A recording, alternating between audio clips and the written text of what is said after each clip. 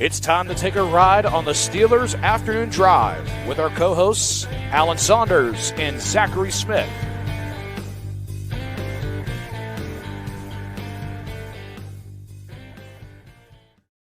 Welcome back to another episode of Steelers Afternoon Drive. I'm Zachary Smith. That is Alan Saunders. Alan, it's already Week 10 kicking off of the NFL season tonight, Thursday Night Football, between the Ravens and Bengals, and it just blows my mind that it's already Week 10. Had to get that off my chest first and foremost, but how are we feeling? I can't believe it's already Thursday. Okay. So the bye week, like when we get into the season, I have a very regimented life. Like Sunday, Monday, Tuesday, Wednesday, they're all the same. You get into the bye week, and I lose my spatial awareness. I was sitting in the locker room today, like, what day? Like, oh, it's Thursday. Oh, cool. That's good. All right. Guess we're talking to Russ today. Coordinators. There it is. Great segue. That's where I want to go first and foremost, is the conversation with the coordinators, as we know happens every Thursday. Obviously, each coordinator having a new addition to talk about within there as well as they prepare for the Washington Commanders. So what did we take away from those conversations? I guess we can start on the offensive side of the ball. What did Art Smith have to say today? Obviously, he got the new addition of Mike Williams, which I'm sure was part of the conversation, but just in totality. Very interesting, very similarly to Mike Tomlin yesterday when we talked to him. Art Smith not saying a lot about Mike Williams. I don't know. It's very strange. It's like they are. I don't know. I don't really know how to make it. They're not. I mean, obviously, you like the player if you're going to trade a fifth-round pick for him. I'm sure they like him. I think they're just maybe being coy about the way they're going to use him and trying to keep Washington off guard. I don't know. It's interesting. Didn't really say much about Mike Williams. I did, I tried to. He said that, he was familiar with Williams from all the way back to his draft year. That was the year that Tennessee drafted Corey Davis. So, the two players were in the same draft class. Corey Davis, obviously played a role with Arthur Smith when he had A.J. Brown, was the second part of that duo. It seems like Mike Williams is going to fit that part of that duo. So I'm like, Art, you brought up Corey Davis. This is the Corey Davis, right? And he was like, well, I don't like to compare guys to, other guys. And I'm like, all right. Well, he is the Corey Davis. I mean, I'll say it if nobody else is going to say it. Mike Williams is the Corey Davis. I don't know how much this week, but, that's the idea here, is that Mike Williams is the Corey Davis and George Pickens is the A.J. Brown. That might be putting a lot on Pickens' plate that I'm not necessarily sure is fair. Maybe that's where Art was going with that. I mean, that's a lofty comparison to make, but that's the idea. That's the way the X's and O's line up. Yeah, Corey Davis 5th overall, Mike Williams 7th overall in that draft class. So two very highly drafted wide receivers. You don't see that. Really funny that Mike Williams didn't start his career that when Arthur Smith left Tennessee, kind of looked like Corey Davis was the better player. It was close for a while there, and then Corey Davis never did anything after that, and Mike Williams has gone on to have a largely successful career, 2,000-yard seasons, but all that kind of came after. Interesting stuff. Yeah, absolutely. But I fully agree. They can be coy about it, but I am curious. We can dive into, snaps and stuff that we expect after. But switching to the defensive side then with TA, I just want to know what he had to say, in regards to Preston Smith or just game plan in general. I'm going through comments, by the way, in real time as we're going through here. I actually just saw one from an hour ago. It's pretty good, so we can dive into that later as well. But what did TA have to say, about the addition of Preston Smith to the rotation now, or just in general today? Yeah, I mean, I think you can tell that the Steelers' decision to go get Preston Smith was certainly informed by what happened early in the season when Herbig was out and Highsmith was out, and you're talking about the pass rush rotation being T.J. Watt, Jeremiah Moon, and Ade Ogundeji and Eku Leota. Not to throw stones at those players because I think some of them are pretty good, but that's not what they want. Their defense does not work if they cannot rush the passer. As you saw against the Colts. at times, right? Like, and that's honestly where I felt like the Cowboys game flipped, was when they lost Herbig. Yeah, right. Yeah, good point. And so if they can't rush the passer, the defense doesn't work. And so if something is that important, you better have plans like B, C, and D. And I think that's what this gives them. I don't know how much Preston Smith is going to play this week, but I also think, TA was asked about like how much do you like try to hold TJ Watt back, and he said we don't. We let him decide when to come out.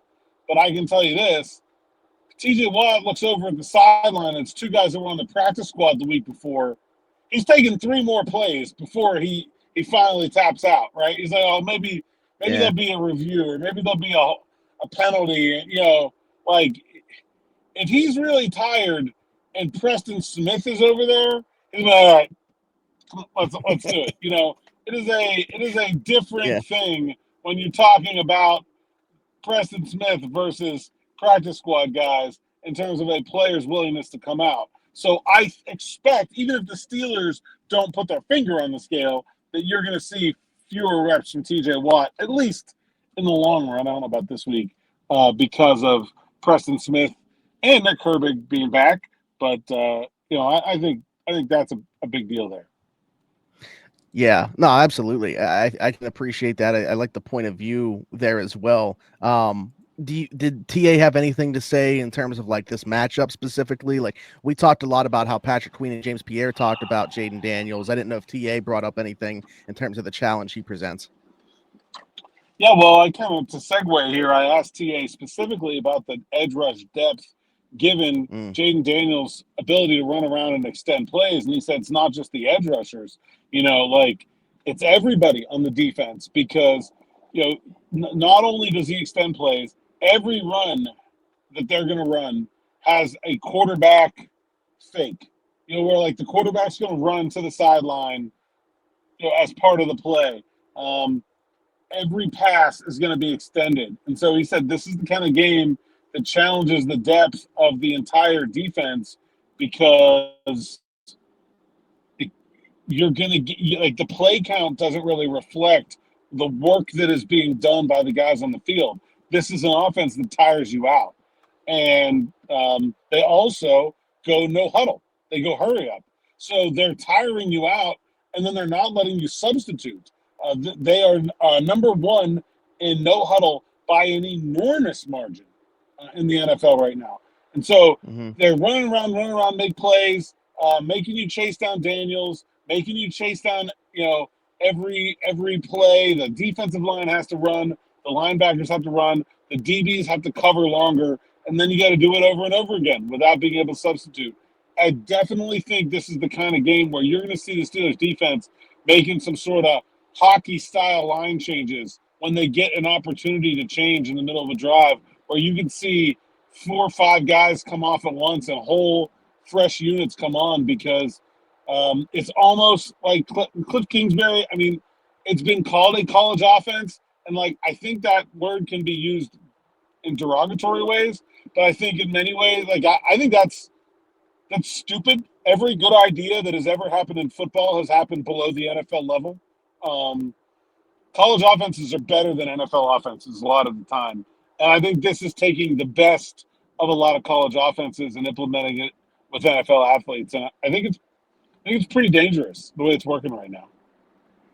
So because you're driving, you obviously didn't see, but as you were talking there, my facial expression kind of changed because within that you answered the question that I said I had kind of found going through the YouTube comments in real time here. Ron Mexico said, love the pod. Saw a stat that shows. By the way, great name. Just great. Yeah. Ron.Mexico7. I don't know if that's literally his last name is Mexico or he's from Mexico. Either way, we appreciate. Wait. Are you not familiar with Ron Mexico? No, I'm not. Oh my gosh. Please. Right, right now, we're stopping the podcast and you're going to Google Ron Mexico right now.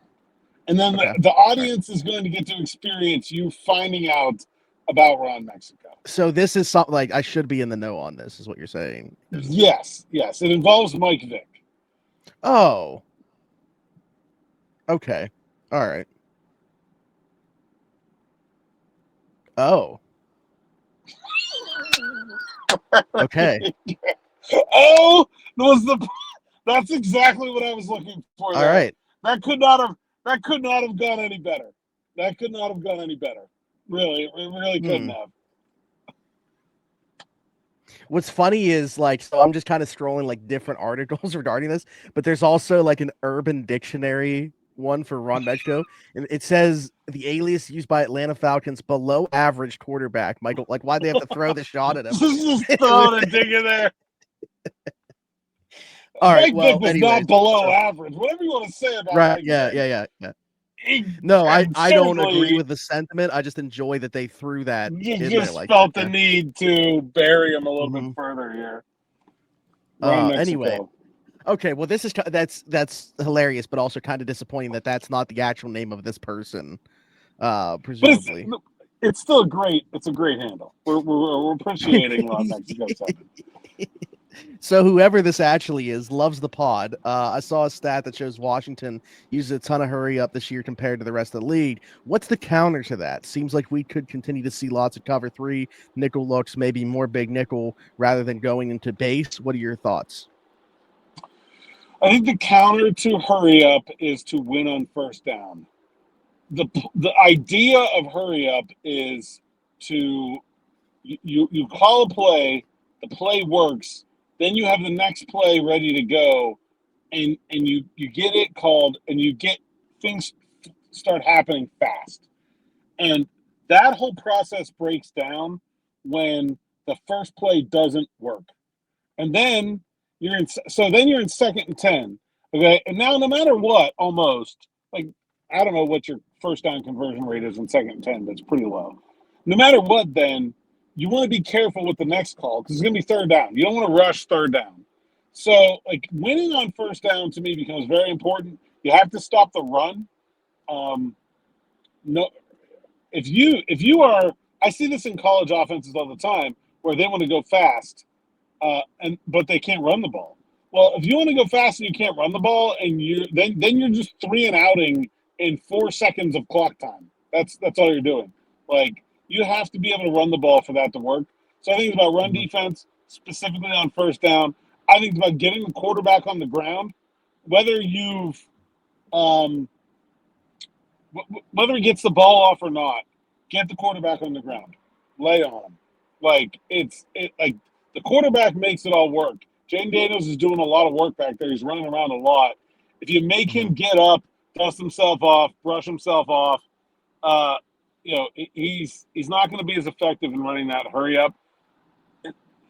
In terms of personnel, you just got to match. I don't think you can do anything different in terms of personnel groupings on the field together to counter hurry up. But again, like, I do think you'll see a lot of substituting whenever they do get the opportunity to. Yeah. I mean, that's why I think it kind of goes back to the thing that we were just talking about, and I want to see where your mind is at on this. If you got a good gauge from the coordinators, it didn't seem like Art was very forthcoming, or TA talked about obviously Preston Smith. He said he likes having another guy in there, obviously. But what is your expectation personally in terms of the snap counts for those guys on Sunday? I would expect that Mike Williams is not going to start. I would think that he is going to, probably be their fourth receiver in terms of workload, and play, 40% of their offensive snaps or 30% of their offensive snaps or something like that. I think they'll find something to give him specifically. It won't just be scattershot. I think you'll see one thing that they give him to do. I'll tell you, the one thing I would give him to do is replace Scotty Miller as the one wide receiver in 13 personnel.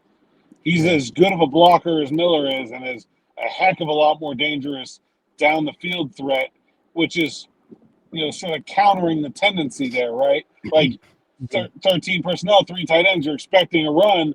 But if you have a guy like Mike Williams, you also have to give some credence to, hey, this could be a play-action deep shot. You only need one guy out there to do that.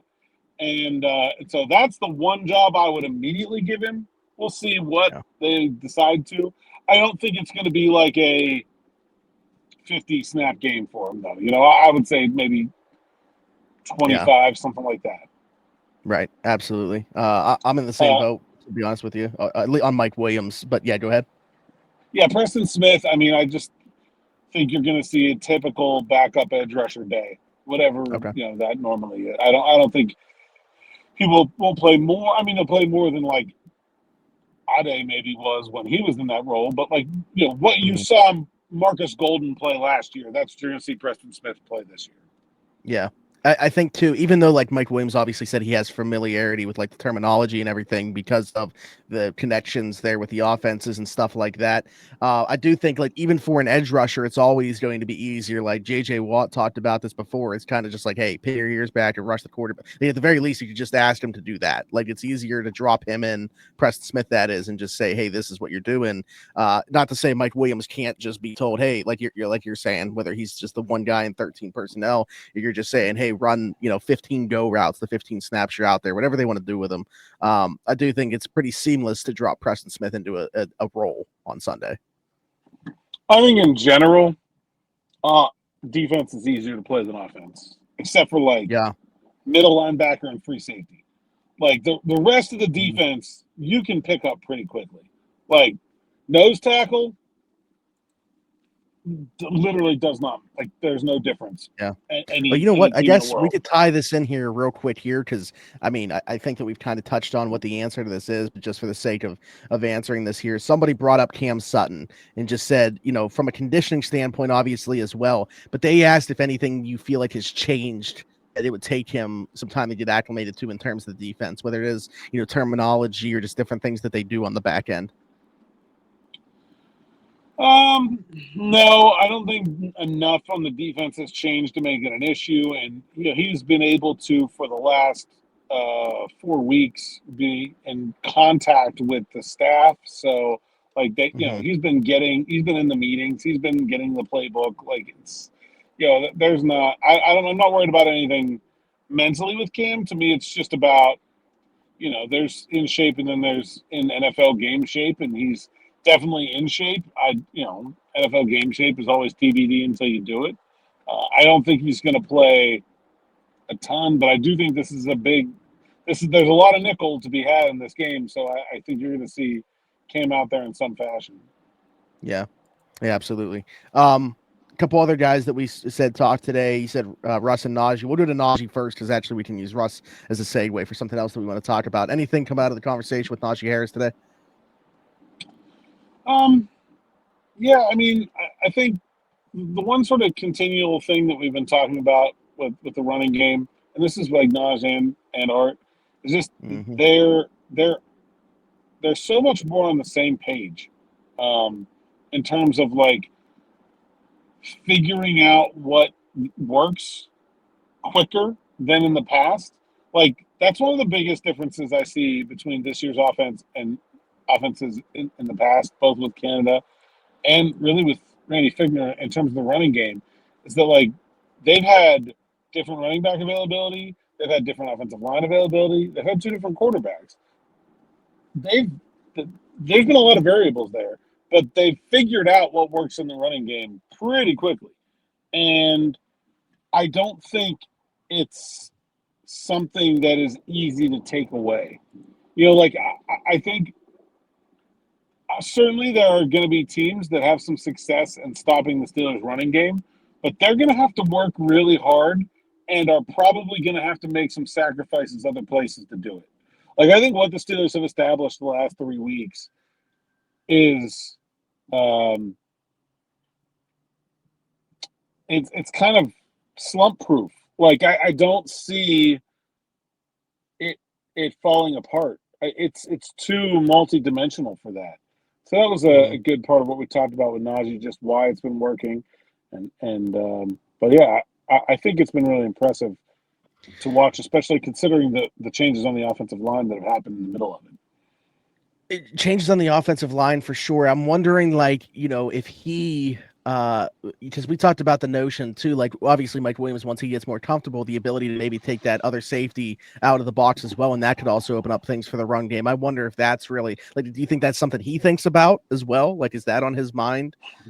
Well, I actually that was asked of Russ, and he was like, "The way we run the ball, I don't think so."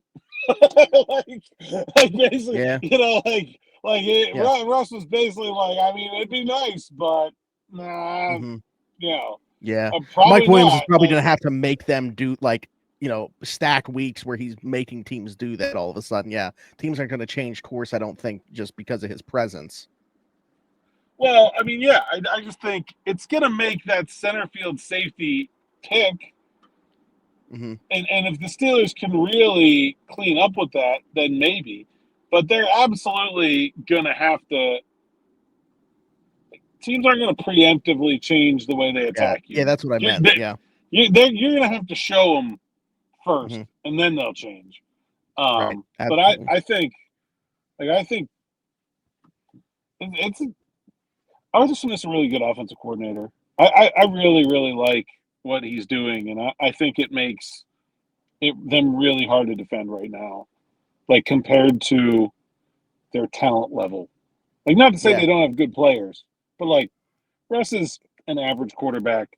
This is still, even with Williams, an average group of wide receivers. Najee Harris is really good, and Pat Fryermuth is probably above average. But like, it, this isn't like some team that's just like a juggernaut in terms of talent. And the offensive line is a disaster. Like, it's Isaac Seumalo and an island of misfit toys. Like, the tackle nobody wanted, a bunch of rookies. Like, you know, but it's still working.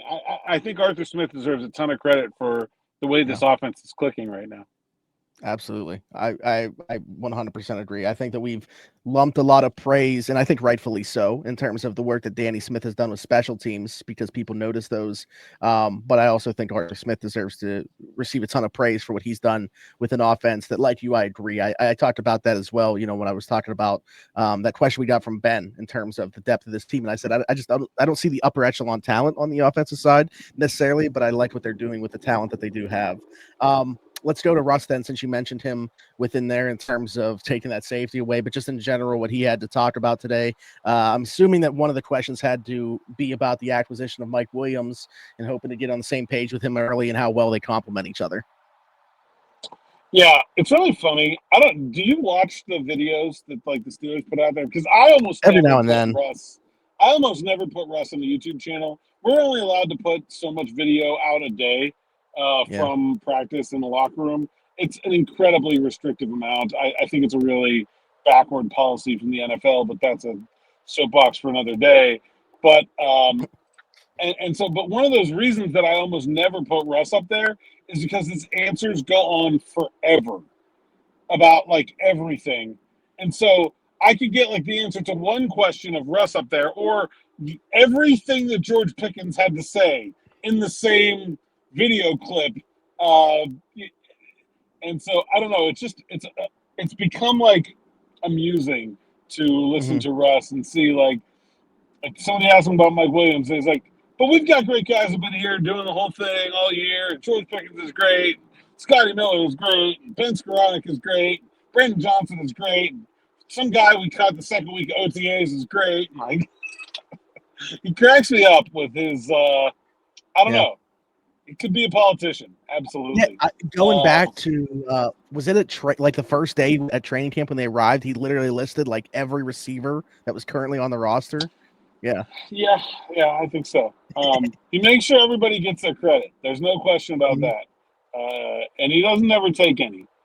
Um, I think there was some interesting conversations about Dan Quinn, because he was with Russ in Seattle, is now, you know, on the other side, and I guess Mike should ask him a question. Russ is 3-1 against them since they split up. I guess while Quinn was with the Cowboys, and but Russ kind of brushed it aside. He said, "Hey, I'm not playing against Coach Quinn. Like, he's a good guy, and I like him a lot, but it's not what it's about. It's about the guys in the field." And I don't know. I think it's hard to get him to say anything about himself doing something good, But he's playing pretty well right now. I know that. Yeah, absolutely. But we got a question about and by the way, like we've got to apologize right off the bat here. Al and I both searched for this comment back through the last couple of days trying to find it, but we couldn't find it. So if you're out there and you brought up the Russ Moonball, this is your question being talked about here. But we wanted to discuss, this person wanted to have us discuss the Russ Moonball and just like what it could do, obviously, its impact on the offense. Obviously, now you're I think Mike the question was specifically about how, like, they don't ever seem to practice it. He's just good at it, and like what it takes to be good at it. And so I didn't really know the answer to that question when it was asked, but I found out today. I asked Russ and I asked Brandon Johnson about this. Russ basically said it's about the receivers putting in the work, where, like, you know, they're not going to run practice and call 30 deep shots over the course of a practice month, let alone day. Like that's just not going to happen. Like, practice is about volume. Deep plays that take forever to develop. You may throw one or two in there, but like that's all what practice is about. Practice is about getting through as many plays as you can, trying to understand what the defense is going to do to your bread and butter stuff, of which throwing the ball downfield is no one's bread and butter. And so you may run inside zone 40 times in a week because you're trying to figure out exactly what the defense is going to do to it. You got to make your adjustments because you're going to call inside zone 10 times over the course of a game. Like, you just don't see. You do not see Russ throwing the ball 30 yards down the field very often, if ever, in practice. And so I thought it was a good point. The question was, so I asked Russ about it, and he said it's about the receivers being willing to put in the work. It doesn't happen during practice. Is basically what he's saying there, and it's pretty easy for Russ to stand there flat-footed and throw the ball 30 yards downfield, or at least comparatively easy to the person doing the running. Like, it takes some dedication for a receiver to want to basically run wind sprints in order to practice something with their quarterback after they've already practiced. So that was interesting. And then I talked to Brandon Johnson about it, and he said it's not about timing. Like, timing is on slant routes where it's like the ball's coming out before I turn my head, and it needs to be where I'm going to be when I get there. This is about Russ knowing by look where you're going to be when the ball gets there. Like, he has to get a feel for the player's speed to see, oh, okay, I got to put it, and Brandon Johnson gave the examples, like, he's got to put it a little bit further out there for Calvin Austin than for me.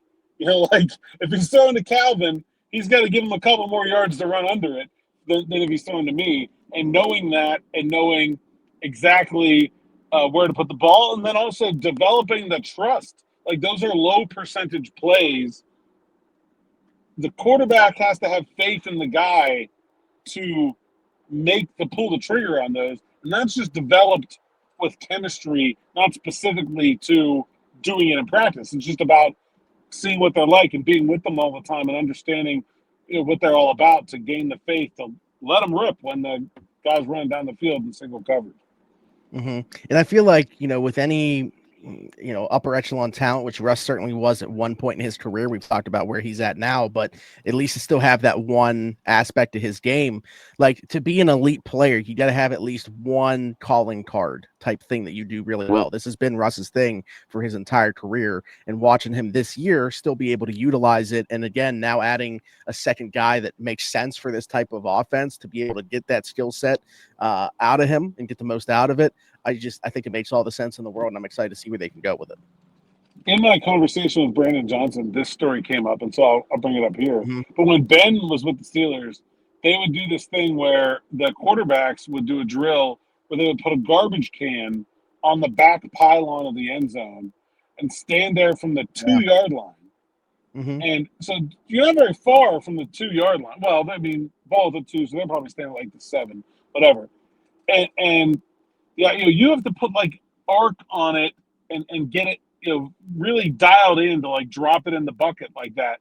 And Ben would stand there and just never miss.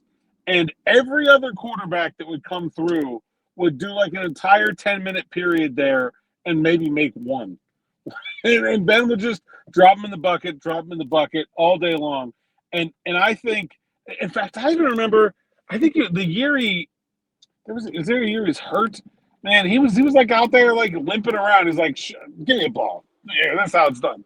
And like he's just like I don't understand it. I don't understand throwing dynamics well enough to know what makes that so difficult. But I know it is really difficult, and Russ is really, really good at it.